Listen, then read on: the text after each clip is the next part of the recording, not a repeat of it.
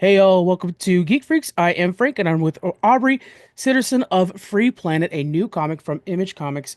How you doing, Aubrey? I'm doing great, baby. Thank you for having me. Great. Free Planet, just to kind of throw it out there real quick, we talk about Saga very much around here, and I'm getting some Saga vibes out of this. Can you tell us a little bit about Free Planet? Yeah, man. First of all, that's high praise. Thank Yeah. you.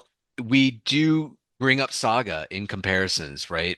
We Mhm. tell people that Free Planet, it's a geopolitical space opera, is the Yeah. genre. And we tell people that it is the complex future history of East of West meets the interpersonal soap opera drama of Saga, right? So Yes, we're absolutely. trying to do both, right? We're trying to Hmm. do something complex, something rich, dense even, right?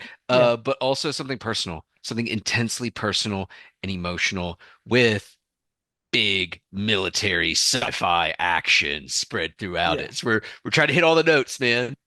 And you have some very, very cool characters right off the bat. Is it Talon, the robot? Talon, yeah. Already a fan favorite of mine. I love him.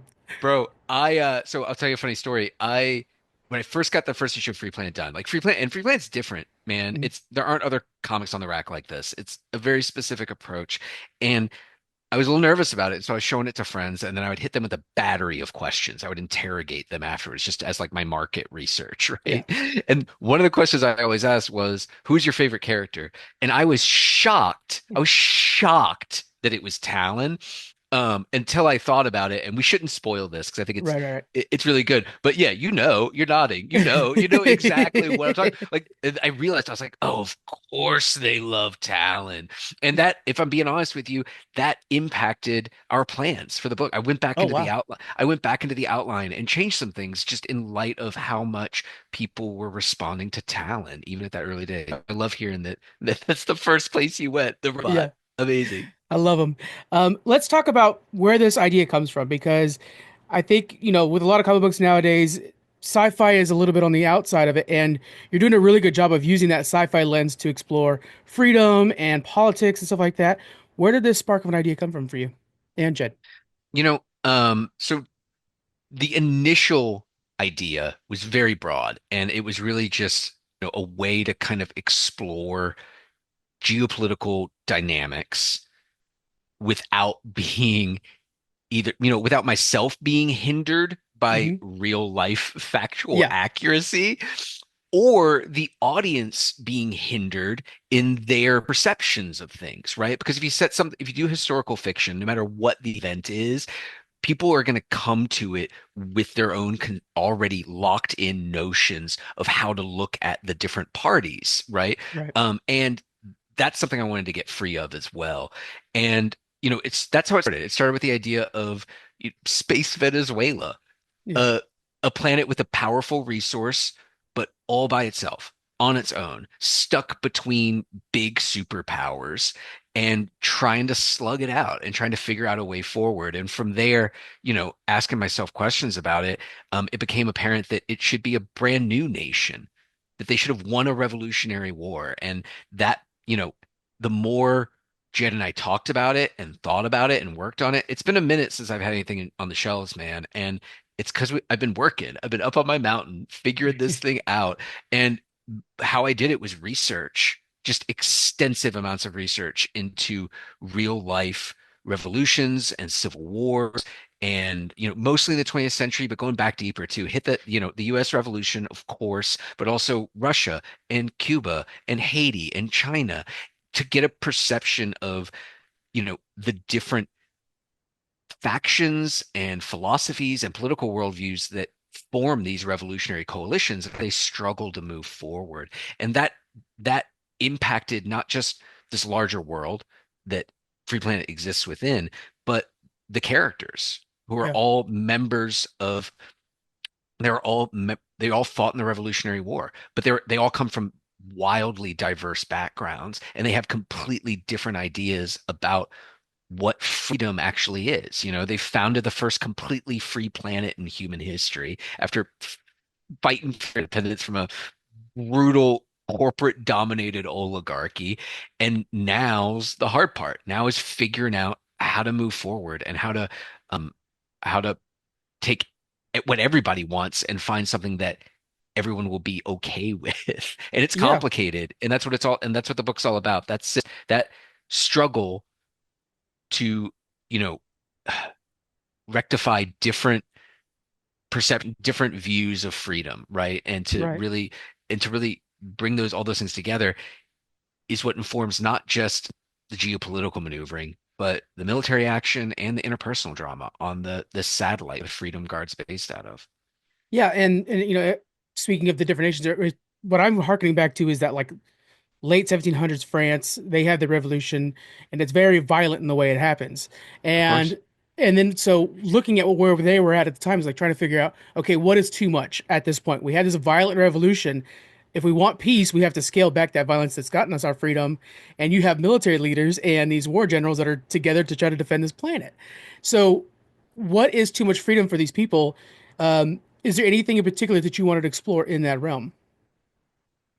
Yeah, I mean, I think the central question of Free Planet is what does freedom look like, and what are we willing to sacrifice to get it, Yeah. right? And that that encompasses a lot. And I took a lot of back to my research. One of the books that was really impactful, and I read it twice all the way through, was The Dawn of Everything by David Graeber and David Wengrow. And it's, it's a book of anthropology, but it's wide-ranging historical anthropology that really digs into what is freedom and Mhm. when did we start giving up these core human freedoms. And that was a really influential tome in terms of developing what Free Planet was really about. And that's exploring, you know, different perceptions of freedom and different ways of organizing societies, right? Yeah. Inclusive not just of politics, but religion and philosophy and economics and culture, and how these things interact with one another and make for really complex incentives that result in, strange bedfellows, but also internecine animosity between Mhm. people who would on the surface seem to be on the same page. Yeah, you mentioned in the first book, like your freedom could go so far, but when it starts up against somebody else's freedom, that's the issue, What right? then? Yeah. What do you Exactly. do? That's Yeah. exactly right. And Pretty so interesting. like the scene you're talking about, it's one I point to a lot because I think it's indicative of the Free Planet approach in a few Hmm. ways, right? And the first is layout. It's a big spread. This is a book that it was designed to be a print periodical, Yeah. right? Not digital, because we approached it in a very Chakinian sense. Howard Chaykin was he's a dear friend of mine, and I met Jed through him. Okay. Jed was working as Howard's assistant when we first met. And Howard's big innovation was viewing comics not as a collection of panels, but a collection of pages. And Mhm. his belief, and I subscribe to it, is that pages are the foundational, Hmm. fundamental storytelling unit of a comic. And the interaction between panels, the way a page is laid out, that's the magic of comics. And we leaned directly into that. There's a ton of spreads, and they are jam-packed with visual information. I For the first time ever, I did thumbnails before I script. And Okay. that's to ensure that everything I write is geared around these overwhelming visuals. And the one that I'm talking about in the one that you brought up in the first issue, it's a big spread, and it has the Freedom Guard responding to a small landowner who has been using his land the way that his family's used it for generations, which is mining this uniquely powerful energy source, right? Yeah. And the Freedom Guard is there to tell him to knock it off, and a firefight breaks out, and they want him to stop extracting this fuel from the ground in order that they can terraform and grow food, right? That Yeah. they can start doing agriculture in that area. And he refuses. And, on the surface, that seems authoritarian, especially from a US perspective, Right. right? Like Yeah. that's like a villain on Yellowstone Yeah. showing up telling John Dutton what he needs to be doing with it. I love Yellowstone, side Yeah. note. It's a classic. Tell it telling John Dutton what he needs to be doing with his land. That's what it feels like, especially from the US perspective, Mhm. where freedom is so baked into our founding mythology, Yeah, right? our It's identity. Yeah. it's a thing that across the political spectrum, right? Right. This is a thing that we all believe and we hold deeply important.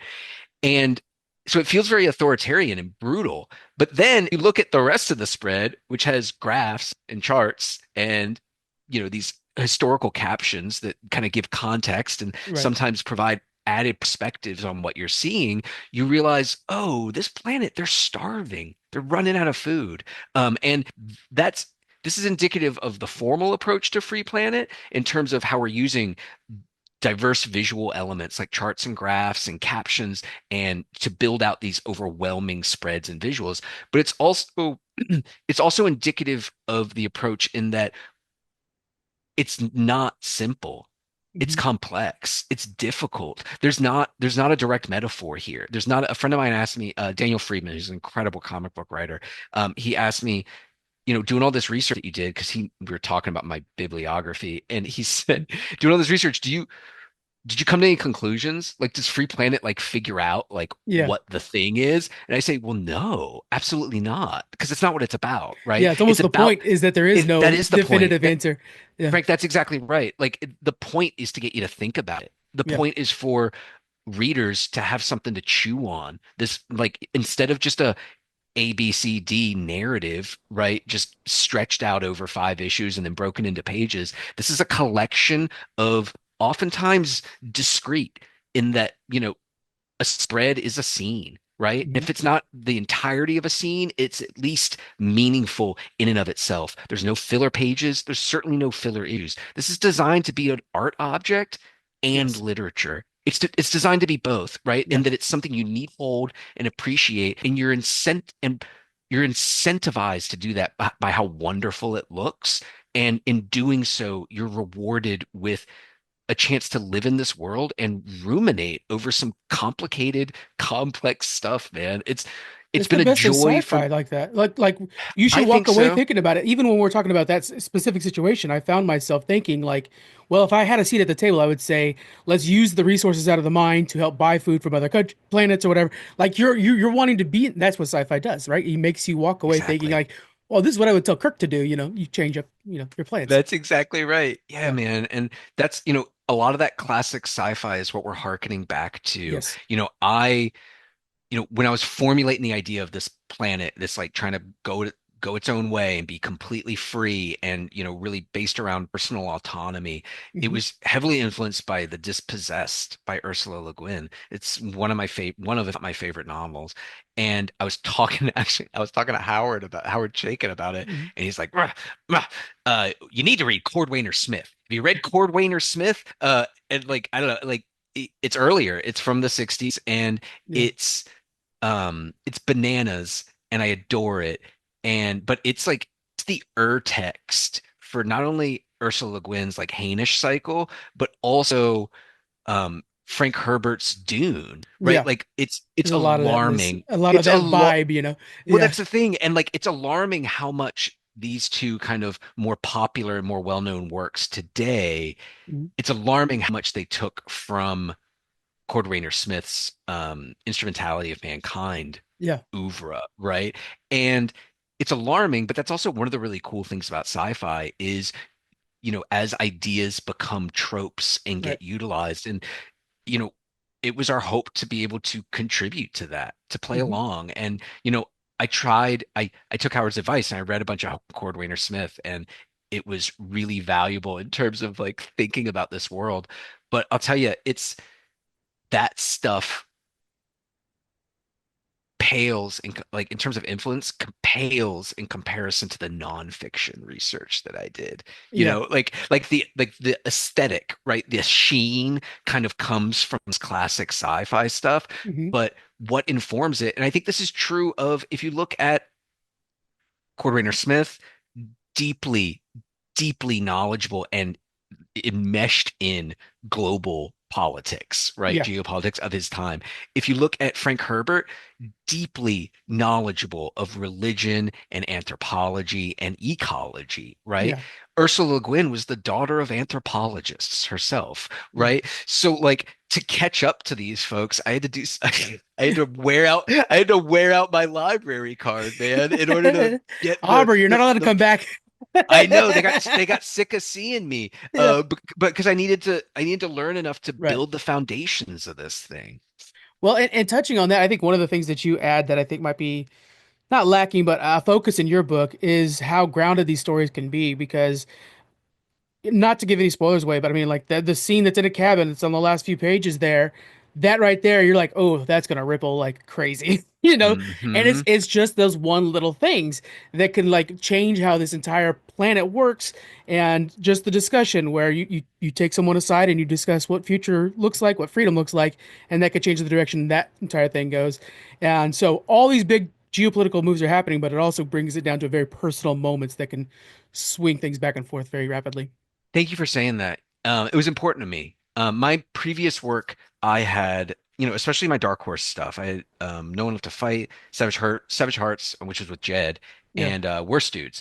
Mhm. Even though it's like a Worst Dudes is a very specific thing. It's like 16. It's for like lousy 16-year-old boys. It's very raunchy and silly. But Yeah. all of those books I just listed really leaned into this interpersonal soap opera. I like Mhm. writing that stuff. I like writing romance. I like writing, people dealing with their feelings in big visual ways, right? That's Yeah. the thing I Yeah. really enjoy. So I didn't want to lose that. And, when I was up on my mountain, man, figuring out what Free Planet was going to be, you know, I had a lot of boxes I needed to tick off in order for me to be happy with where I was taking my work. And one of them, there were things I needed to maintain, right? Like the relentlessly visual nature of my work and making sure that I'm not overwhelming Jed's contributions, which Yeah. are immense and I think are readily apparent to anybody who looks at this thing. Yeah. But among them too was maintaining these personal moments because I recognized that, just doing the geopolitical and the military, like the sci-fi military stuff, that could make for a really interesting, smart comic. And that was on my mind. I wanted to Hmm. do something that was perceived as more cerebral and complex than what I had done previously. But I knew that if we lost, there's certain things people want from my work. There are things people like Yeah. about my work, and I didn't want to lose. But also, to your point, man, like that's what grounds it.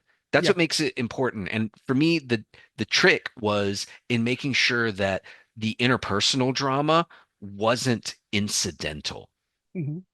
Right? Like I it can see wasn't that. just something grafted on where guys were fighting over the last cupcake in the commissary, right? Like that, Yeah. No. like No. or the Yeah. canteen or whatever, like that's that's it couldn't be stuff like that. It had to be like everything else in the book, deeply connected to these themes of what is freedom and uh, you know what kind of discipline is required to maintain it. That's another Yeah. big running theme of this thing, right? The discipline necessary for Yeah. You could feel for it coming too. freedom. Yeah, dude. I mean, and it's I don't know. I had a lot of those, right? Yeah. And the way I ensured that I have dossiers, and it's a massive kind of living Word document that I Yeah. add things to with all of the characters, including Jackson Crater, who's my favorite and shows up in issue 2.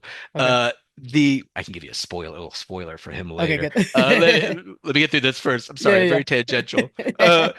So I have all the characters. I have sections for each character's headings, and then underneath them, and so I have the background information, right? What they Right. did in the Revolutionary War, what planet they're from, their kind of class and socioeconomic background, and like what religion they are. There's Right. multiple religions in this thing, and then I have, crucially, the most important part, subheadings for all the other characters under each heading for one character.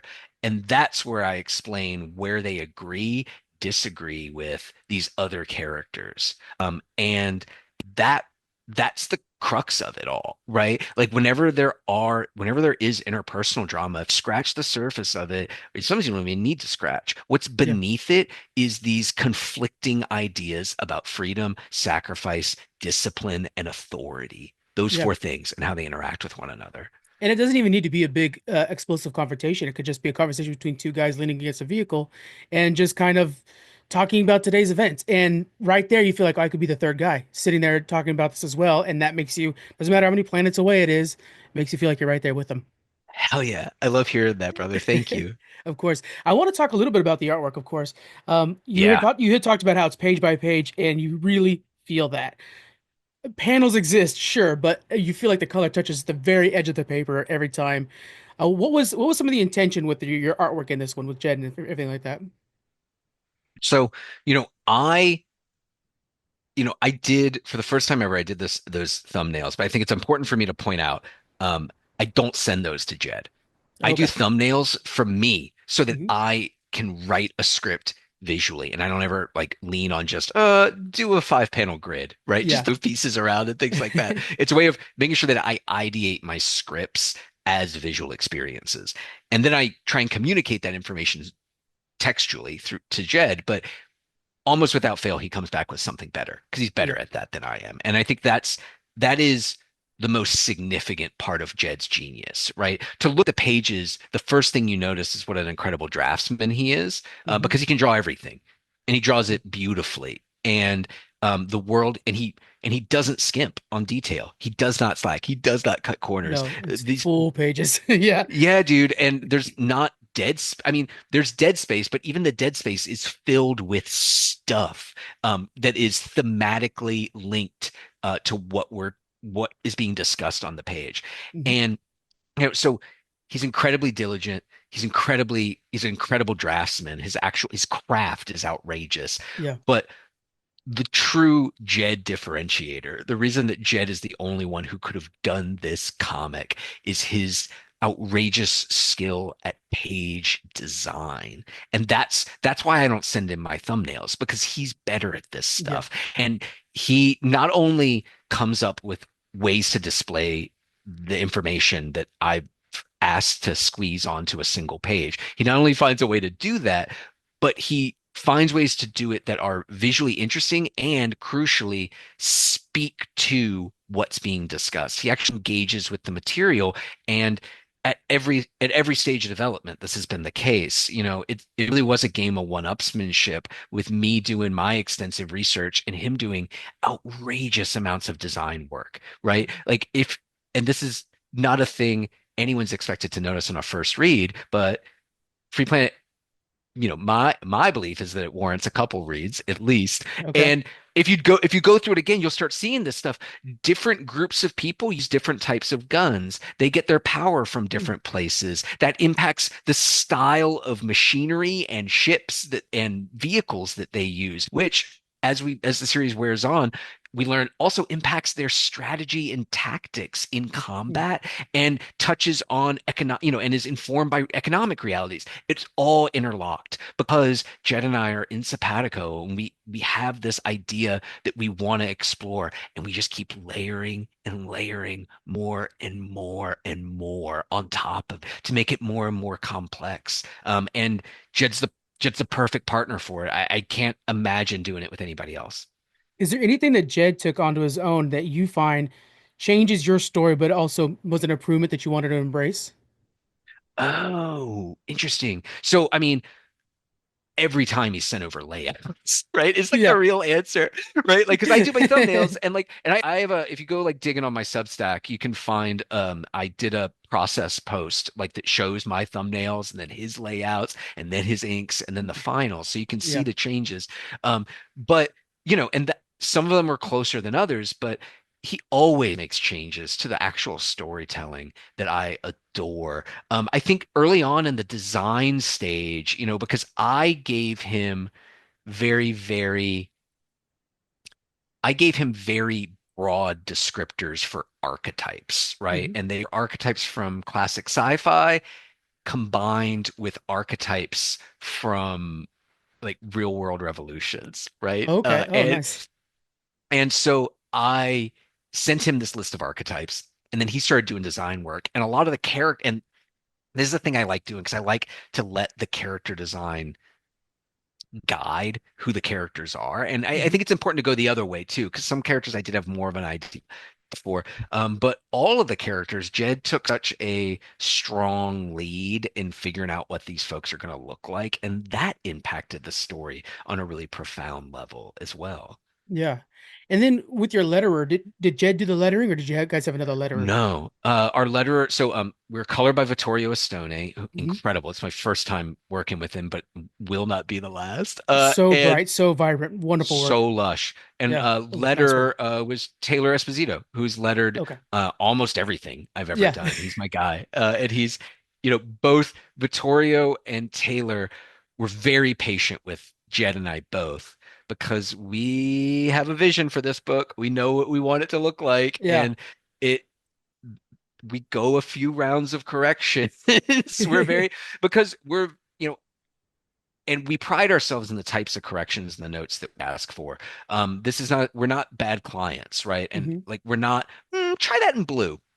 Right, right, right, right. Let's see it in green, actually, right? Yeah. The notes that we give are, from Jed, they're things based on lighting effects and focal points that affect focal points on the page Okay. and how the Yeah. page as a whole is read. The God, color that's notes that good. I'm giving, for instance, are typically thematic related in terms Hmm. of how we're using different colors and tones at different points in the book and things we want to keep consistent and call back to maybe.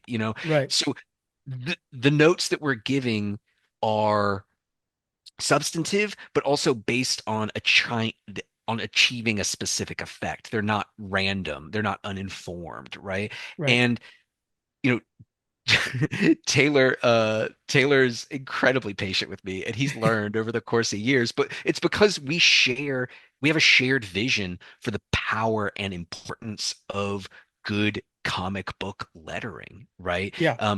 Taylor too is a student of um, Howard Chaykin and Ken Brujanak's collaborations, right? And the way that those guys really innovated the integration of lettering into comic book design, right? And it's kind Yeah. of like it harkens back a little bit to Harvey Kurtzman, who used to do the layouts himself and draw the word balloons even. Yeah. Yeah. But I think they ratcheted it up to another degree because it impacted page layout in a way that, Kurtzman typically stuck to a gridded approach.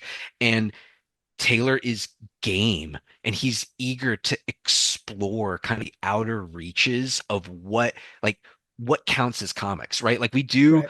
we do captions and word balloons, but we also do charts and graphs and infographics and weird little displays and breakout boxes Yeah. and And stuff almost like throughout. files, which means you kind of it makes you feel like you have like the inside knowledge that the people in the story don't have. That's Yeah. well, that's exactly right. I love that you picked that up. That's exactly the intent, because it's the captions are written in a different voice. Yeah. They are a different character. His name is Dr. Aldous Ferrucci. There's an email address in the back of every issue that you can write in with That's questions cool. about Lutherian history, because Yeah. that's what this is. It's a history book. It's Hmm. him giving the history of this revolution and this new society that grew out of it. And he knows way more than we do. He knows how it ends, but he's parceling information out as relevant Yeah. and to affect reader perceptions, There and it is.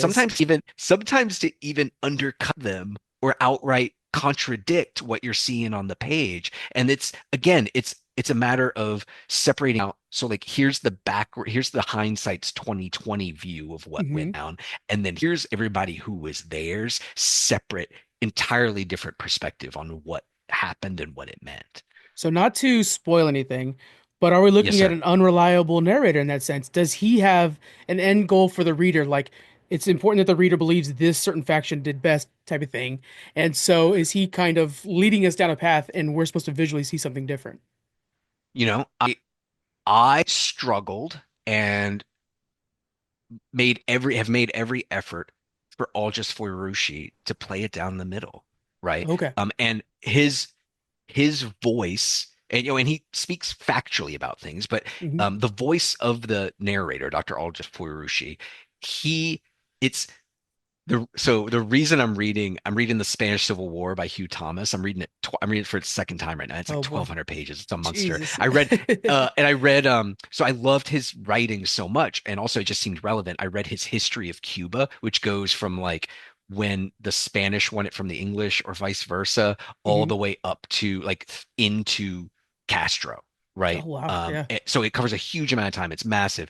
And I love his voice because he makes every effort to call it down the middle and to Hmm. remain a objective cataloger of historical fact, but he struggles, right? Because it sometimes there's, you have to go by what people said, and can you Right. trust them and can you believe them? And different people say different numbers of casualties at this event, and think, like there are any number of examples. And I also did quite a bit of Murray Bookchin reading, who is Hmm. an anarchist historian and philosopher, Yeah. and he speaks viciously about Hugh Thomas's work, about the Spanish Civil War specifically. Yeah. And he has like all these very specific complaints that I'm sure are correct, right? So like I guess the point I'm making is Dr. Aldous Ferrucci, the narrator of the book, he tries to play it down the middle and tries to, give a fair accounting of both sides, but even that is a choice.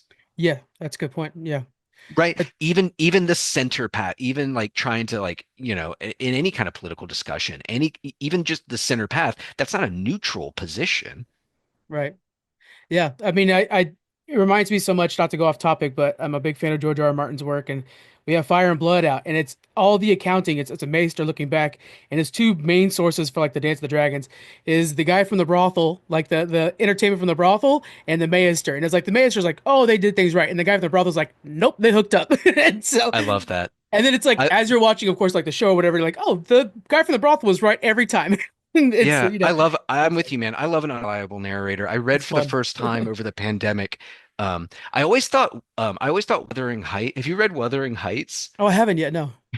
Okay, so what a, Adding it to the list. let's take a weird turn, talk about the Go Bronte for it. sisters. But I read Wuthering Heights for the first time, and as a kid, I always assumed it was like some kind of like steamy romance because the Hmm. book covers it's always like this guy like standing in the wind and looking off a cliff and a woman, and it felt like Jane Yeah. Austen or Yeah, something like to your me. mom's steamy novels that she'd have her Yeah, and everything. dude. Yeah. Yeah, it looked like a boring Fabio cover Oh my novel, God. right? Yeah. Like that's what it looked like. Classic. I didn't realize a buddy told me he was like, "No, dude, you need to read it." And he like told me a little bit about it, and I read it.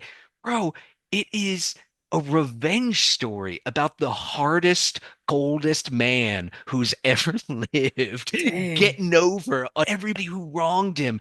It's it is, and the reason I bring it up now is there are layers of unreliable narrators because the Nice. book it's told by a person who wrote this stuff down. He heard it from the housekeeper Oh no. of this family who's worked for them for like 40 years or something, right? Right. So you've got layers of people you have all these reasons not trust.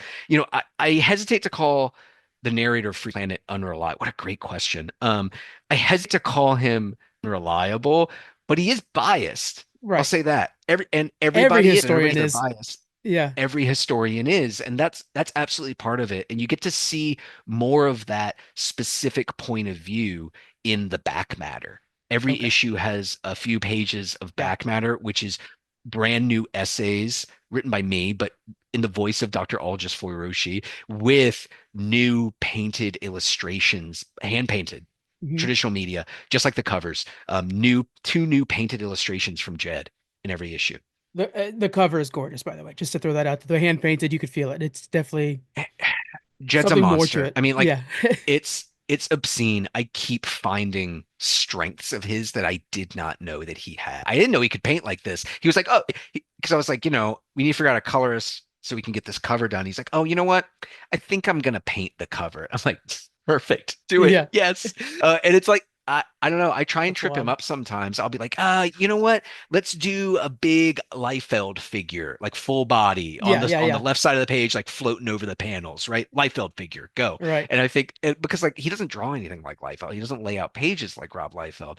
But goddamn, if Jed doesn't nail it every single time, whether it's like 90s Image Comics or 80s seinen manga Yeah. or 70s Franco-Belgian comics, like whatever weird stuff that That I'm guy's got a reading, I'm Jim like, Lee cape. ugh. Go. But that's the thing. Like it's exactly like that, dude. It's That's awesome. exactly like that. There's a thing in issue two, and people will know it when they see it. But I said, out loaded for bear Liefeld style. Nice. Just load him up with weapons. Let's Yeah. see it, right? And he does, and it doesn't look anything like Liefeld. But I mean, this is the genius of Jed, and I think this is the trick, right?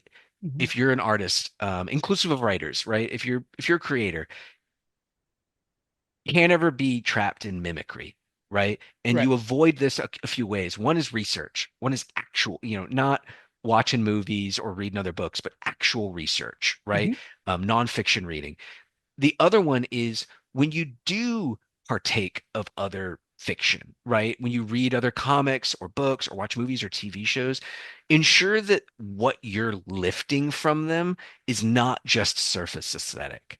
Ensure that what you're lifting is Good the point. foundational aspects of things and how they work. So when I say to Jed, draw a Liefeld figure, he doesn't pose them like Liefeld. He doesn't compose it like Liefeld, but he captures what works fundamentally Hmm. about that approach and then filters it back through his own storytelling aesthetic, And then which gives why did Raoul Bleifeld do that? Then that's kind of gives you an idea like, exactly oh, to make this thing pop and show how. Yeah, I see. Okay, I get that. Yeah, I exactly love that's that. exactly it. And he does it with all of this stuff, right? Yeah. Any kind of wacky layout I come up with, or oh, I have an idea for this very specific infographic and I want you to draw it into the page amid the panels and Yeah. stuff, right? He is miraculously able to better than just following orders, right? Jed recognizes what it is that like the crux of what I'm going for and the point of it and why we're including it. And then Yeah. he finds a better way to present that on the page. It's when, partners clash well together. I want to give another quick shout out real quick before we move on too far. Taylor, your letterer. One of He's the a things monster. yeah, amazing. With with Talon's word bubbles though, typically like when you see Ultron or whatever, if it's a robotic voice, it's very robotic typeface, right? But there was something with Talons where it was like I actually had to like double take on it where I was, you know what, it is robotic, but it's not so far off everybody else. And then as you read the book more, you're like, oh, it's because he's closer to human than you'd expect any robot to be. So it's like it's just not quite human. So it's not full Ultron, slant and all this stuff like that. I liked it. It was a good touch by Taylor. I love that you brought that up. And as a reward for being such a perceptive reader, I'm going to clue you into something else. And Free Plan is loaded with this kind of stuff because we just Yeah. layered so much things into it. It's meant to be explored. Um, Basil, who you don't, oh, you haven't seen this because I don't think he's actually spoken in this issue. Basil is the big battle suit. He's married to Okay. Katya, the big muscly scientist. Basil is Yeah. a doctor. He's the doctor for the Freedom Guard. And he's trapped in this giant metal suit. You don't know With why like the yet. big pink eye on. Is he the one with the big pink eye? Correct, Okay. correct. It's like a porthole that he Yeah. looks out of. And That's wild. we do not know why he's in that yet. That'll come later. That'll get Okay. revealed later, as with a lot of stuff. But a little spoiler, so Talon has normal like human word balloons, but a Mhm. different font. Okay. Basil in the big battle suit has a normal font, but different word balloons. Oh, so like almost going through a speaker then. It's like a human going That's through a exactly speaker. right. That's exactly right. So That's you good get you stuff. get a couple you get a couple different perspectives. You get the machine becoming human Yeah, and you get the human trapped in a machine. right. And this is why Taylor puts up with me because Yeah, it's to an end, right? It's right, not right. just it's not just try a different font, right? Like No, maybe yeah, yeah. maybe his word balloon's a little different, right? It's to a specific end. It's to a specific effect.